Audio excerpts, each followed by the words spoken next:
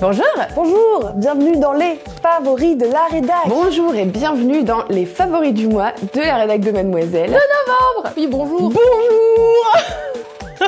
Voilà. Propulsé par mademoiselle.com.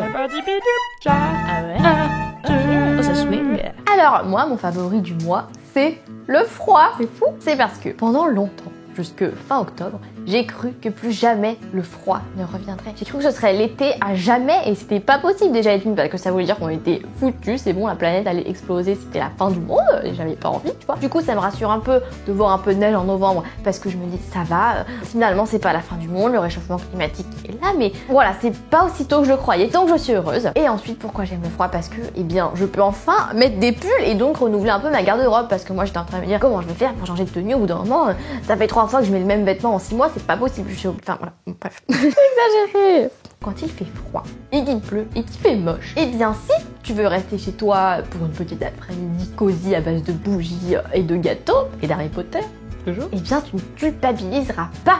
Alors que quand il fait hyper beau dehors et que t'as l'impression que tout le monde est dehors, et toi t'as un désir comme ça, mais tu te dis bah je peux pas rester ici, il faut que je sorte, du coup tu te forces à sortir, bon ce qui est pas si nul en soi, mais au moins quand il fait froid, tu ne culpabilises plus, et ça te paraît normal de rester à l'intérieur.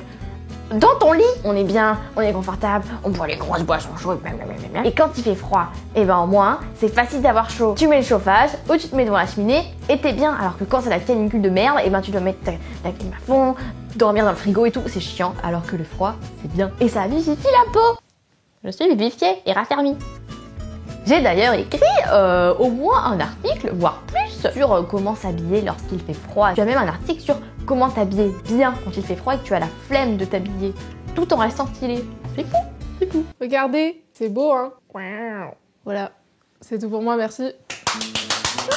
Bonjour à tous. Aujourd'hui, je vais vous parler d'autre chose qu'un fruit. Oui, j'aime d'autres choses dans la vie que les pommes. Je n'ai jamais assez de pommes dans ma vie. Je préfère m'en rajouter un petit peu. J'aime aussi les bandeaux. J'ai découvert les bandeaux assez récemment. Je savais plus trop quoi faire avec mes cheveux et notamment quand je les lavais pas. Je trouvais que c'était pas terrible. Il y a eu toute une période où je mettais des bonnets et en fait mettre des bonnets à l'intérieur c'est un peu compliqué. Et je trouve que le bandeau permet vraiment de faire à la fois accessoire, c'est-à-dire joli, sympa, tout ça, et en même temps permet de protéger du froid en couvrant notamment les oreilles. Et puis c'est joli en fait. Les avantages du bandeau sont multiples finalement. Tout d'abord, ils vont à toutes les formes de visage globalement, qu'ils soient ronds, ovales, carrés, ça va à tout le monde. Ça s'adapte à toutes les saisons, il suffit d'adapter la matière du bandeau. Donc ici nous en avons un en coton qui s'adapte donc aux mi-saisons et qui couvre aussi les oreilles puisqu'il est large. Donc ça c'était super en automne. Ici j'en ai un plus coloré que j'aime beaucoup. Et après, quand l'hiver se fera plus rude, je passerai à la laine. Et ça, c'est ma passion. C'est ma passion, pourquoi?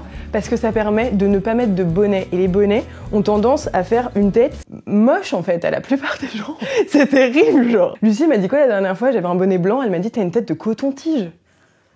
Est-ce que ça, c'est des choses qu'on dit dans la vie quand on a un bandeau? Non, on dit juste « ah, c'est sympa ton bandeau et tout tu vois.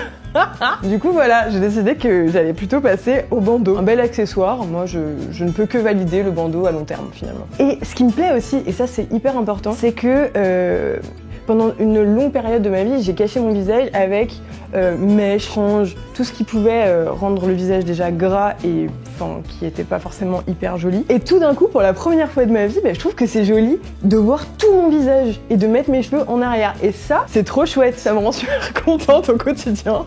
C'est ma nouvelle passion, genre. Voilà, on voit tout mon visage et c'est pas moche. Moi j'aime les cailloux magiques dans la vie parce que avant tout ils brillent.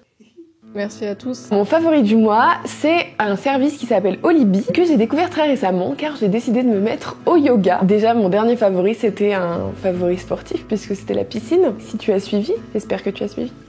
Olibi, en fait, c'est un service qui te permet de prendre des cours à la carte, c'est-à-dire que c'est sur un site internet. L'idée, c'est qu'en fait, Olibi propose des cours dans plein de villes de France. Je sais qu'il y a Paris, Nantes, Bordeaux, Lyon aussi. Olibi propose des cours à plein de moments de la journée, donc matin, midi, soir, dans plein d'endroits de la ville. Donc quand t'es à Paris, c'est vachement bien parce qu'ils proposent des cours dans tous les arrondissements de Paris. Vraiment, on a peut-être 25 par jour, enfin c'est un truc de ouf. Et surtout, c'est pas cher et c'est ça que je trouve trop bien, c'est qu'en fait, dans ma tête, le yoga, c'était un truc un peu inaccessible parce que ça coûtait cher sa mère, alors qu'en fait, c'est 9,90 le cours. Et si tu t'inscris pour la première fois, tu payes 25 € pour 3 cours, donc ça te revient à, je ne sais pas faire le calcul, un truc comme 8 € peut-être. C'est un truc que j'ai découvert il y a pas très longtemps grâce à Anna de la Régie de Mademoiselle qui m'a dit vas-y on teste le yoga avec ça et en fait depuis je fais du yoga toutes les semaines et c'est un truc de ouf parce que je suis vraiment la meuf la moins sportive de France et je dis ça pour de vrai, genre c'est pas pour te faire déculpabiliser ou quoi, c'est vraiment je suis nulle à chier en sport, je faisais partie des gens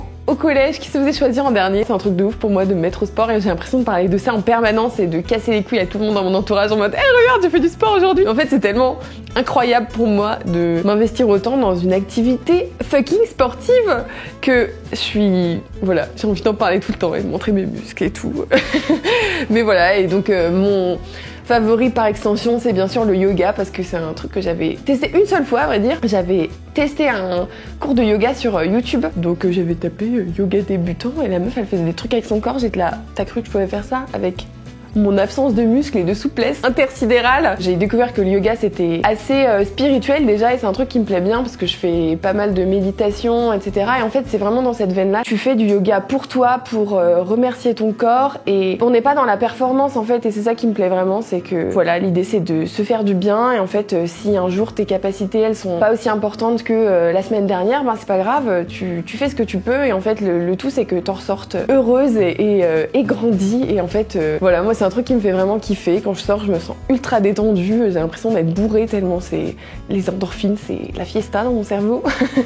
Il faut pas croire que tu peux faire du yoga seulement si t'es souple, car vraiment, quand je me penche, genre mes bras atteignent mes genoux maximum tellement je suis pas souple. Si toi t'as envie de t'y mettre, et ben n'hésite pas. Et des fois, à la fin de la séance, les profs passent avec des huiles essentielles pour te masser les épaules. Et c'est la meilleure chose.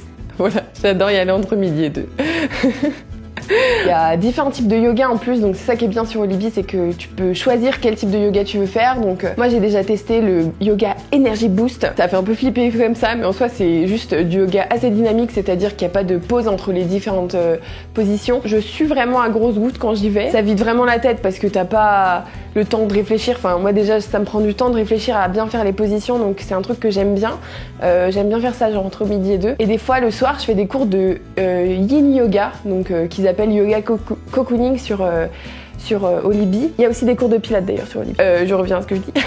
Le yin yoga du coup c'est plutôt un yoga plus sur l'étirement en fait. Tu restes dans des positions pendant des fois 5 minutes. Et l'idée c'est vraiment d'étirer tes muscles en profondeur et c'est assez hardcore parce que des fois tu t'étires des muscles que t'as pas du tout l'habitude d'étirer à ce point-là et du coup c'est difficile psychologiquement mais en même temps c'est libérateur. Enfin ça c'est difficile à expliquer mais genre moi la première fois que j'ai fait du yin yoga à un moment je sais pas, j'ai eu envie de chialer tellement c'était puissant ce qui se passait dans mon corps, de d'étirer certaines parties et en fait j'en ai parlé à Cassandre qui fait beaucoup de yoga, elle m'a dit que ça lui arrive assez régulièrement et que en fait on a certains muscles qui concentrent toutes les émotions et en fait ça joue à ce niveau-là. Alors peut-être que tu penses pas du tout de cette manière-là et tu crois que je suis totalement perchée mais ça n'est pas grave, moi j'y crois et ça me fait plaisir de faire ça et tu sens que ça te fait du bien dans ton corps quoi. Coucou, c'est Cassandre et mon favori du mois, ça a vraiment été la musique parce que je sais pas ce qui s'est passé ce mois de novembre mais il y a eu énormément de sorties d'albums, d'EP, de clips, de titres que j'attendais depuis trop longtemps et ça a été trop cool. J'ai aussi fait un concert qui m'a beaucoup plu, donc je vais vous raconter tout ça. Tout d'abord, il y a eu l'album de Philippe Catherine que j'attendais depuis longtemps. Il a lâché plein de titres et de clips au compte-gouttes et ça y est, j'ai enfin eu l'album. Il est trop cool, il a invité vraiment des gens de tous les horizons. Autant il y a eu Oxmo Puccino, il y a eu Chili Gonzalez, il y a même eu Angèle, il y a eu des acteurs. Enfin, il y a vraiment beaucoup de feats.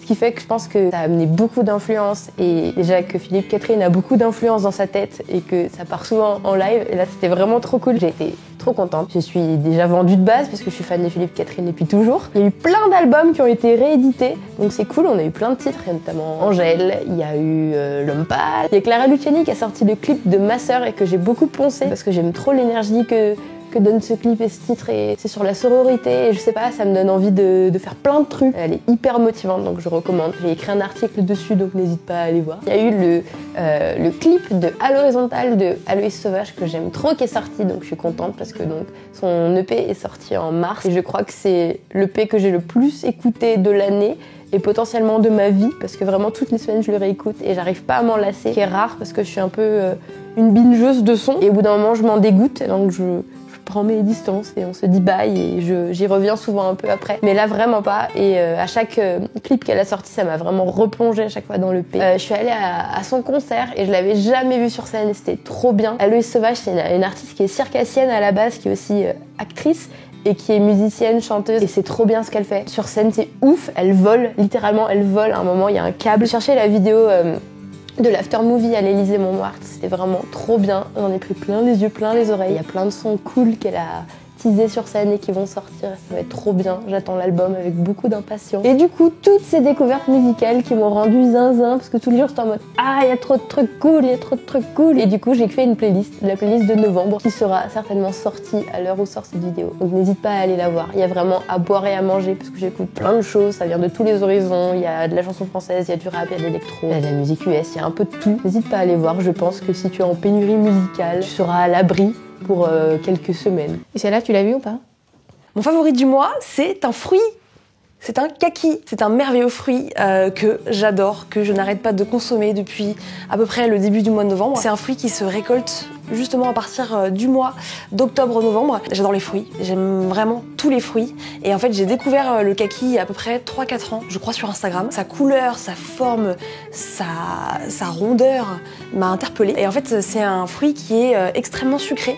Et du coup, c'est trop cool de l'avoir en hiver, ça te donne plein de vitamine C alors qu'il fait froid dehors et que tu as envie de rester sous la couette. C'est un fruit qui se mange plutôt comme une pomme, en fait, qui se croque. Mais moi, j'ai pour habitude plutôt de découper et d'enlever la peau, ce qui fait que je le mange plutôt en rondelles. T'as l'impression que la peau elle est super dure et qu'il faut pas croquer dedans, mais en fait non, c'est pas le cas, tu peux y aller. Malgré tout, en fait, moi j'ai mes petites habitudes, donc j'aime bien le découper comme un kiwi, mais voilà, la peau se mange. C'est un fruit qui à la base vient du Japon, mais qui est maintenant cultivé en France, notamment dans le sud de la France, en Provence. Du coup, je suis ravie de pouvoir le retrouver dans mon petit supermarché de quartier. C'est très très bon, c'est très gros comme tu le vois, et ça cale bien. Surtout c'est très sucré, donc ça donne de l'énergie pour toute la journée. La texture, en fait, normalement il se mange très très mûr, donc c'est censé être un peu gluant. Mais moi j'aime bien le manger quand il est pas tout à fait mûr, donc il est plutôt dur, il va ressembler entre une pomme et un kiwi justement. Et moi j'aime bien quand ça croque en fait, un peu, quand c'est un peu croquant, quand c'est un peu dur. Mais l'idéal c'est vraiment de le manger mûr.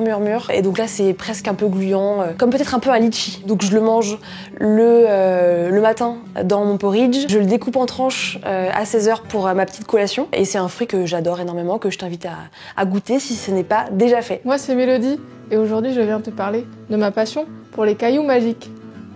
Jingle cailloux magiques. Bon courage. Dans un jingle cailloux magiques. Des paillettes, évidemment, et une petite explosion quand même. Une petite. Ma passion pour les pierres semi-précieuses, ça remonte à pas mal de temps, parce qu'en fait, ça a commencé avec un de mes grands cousins quand je devais avoir 10 ans, qui m'a donné pas mal de cailloux, genre des quartz, des améthystes et des trucs comme ça, parce que lui-même en était passionné et il faisait la collecte. Ce jour-là, ça a été absolument incroyable, parce que je suis repartie avec un trésor absolument incroyable. Voilà, dans une boîte à chaussures, c'était fou. Et du coup, après, pendant plusieurs années, je les ai exposés dans une vitrine, dans ma chambre, fièrement. Sauf que j'ai dilapidé cette collection, car à l'époque, pour exprimer son amour et son affection, il fallait donner. Et du coup, toutes mes petites potes qui étaient en mode ouais, bah c'est joli les cailloux, ouais, pourquoi pas. J'étais genre, mais tu le veux, mais je te le donne si tu veux, tiens, prends mon quartz. Le quartz que j'aime et qui me tient tellement à cœur, mais prends-le, vas-y. Et du coup, bah maintenant, il me reste juste une grosse améthyste que j'adore et que j'ai pas pu ramener là. Christophe, c'est tout ce que j'ai pu garder de ce moment. Et ça, et une petite dent de requin qui m'avait offert aussi. Gaëlle, Aurélie, Adeline, si vous voyez ça, prenez bien soin de mes cailloux magiques s'il vous plaît, parce qu'il me manque chaque jour. Et en vrai, ça fait